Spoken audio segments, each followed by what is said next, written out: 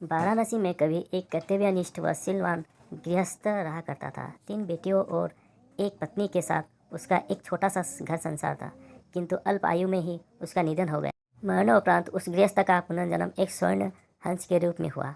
पुनर्जन्म के उपादान और संस्कार उसमें इतने प्रबल थे कि वह अपने मनुष्य योनि के घटनाक्रम और उनकी भाषा को विस्मृत नहीं कर पाया। पुनर्जन्म के परिवार का मोह और उनके प्रति उसका लगाव उसके वर्तमान को भी प्रभावित कर रहा था।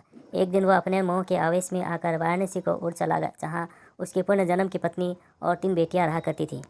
घर के मुंडेर पर पहुंचकर जब उसने अपनी पत्नी और बेटियों को देखा तो उसका मन खिन्न हो उठा, क्योंकि उसके मरणोपरांत उसके परिवार की आर्थिक दशा दयनीय हो चुकी थी। उसकी पत्नी और बेटियां अब सुंदर वस्त्रों की जगह चिथड़ों में दिख रही थी। वैभव के सारे सामान भी वहाँ से तिरोहित हो चुके थे। फिर भी पूरे उल्लास के साथ उसने अपनी पत्नी और बेटियों का आलिंगन कर उन्हें अपना परिचय दिया और वापस लौटने से पूर्व उन्हें अपना एक सोने का पंख भी देता गया, जिसे बेचकर उसके परिवार वाले अपनी दारिद्र्य को कम कर सके। इस घटना के पश्चात हंस समय समय पर उनसे मिलने वाराणसी आता रहा और हर बार उन्हें सोने का एक पंख देकर जाता था। बेटियां तो हंस की दानशीलता से संतुष्ट थी, मगर उसकी पत्नी बड़ी ही लोभी प्रवृत्ति की थी।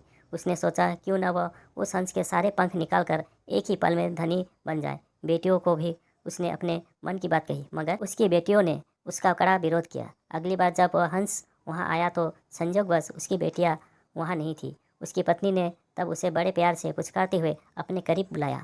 नल प्रपंच के खेल से अनभिज्ञ वह हंस खुशी खुशी अपनी पत्नी के पास दौड़ता चला गया, मगर यह क्या, उसकी पत्नी ने बड़ी बेदर्दी से उसकी गर्दन पकड़ उसके सारे पंख एक ही झटके में नोच डाले और खून से लथपथ उसके शरीर को लकड़ी के एक पुराने में फेंक दिया। फिर जब वह उन सोने के पंखों को समेटना चाह रही थी तो उसके हाथों सिर्फ साधारण पंख ही लग सके, क्योंकि उस हंस के पंख उसकी इच्छा के प्रतिकूल नोचे जाने पर साधारण हंस के समान हो जाते थे। बेटियां जब लौट कर घर आई तो उन्होंने अपने पूर्व जन्म के पिता को खून से सना देखा। उसके सोने के पंख भी लुप्त थे।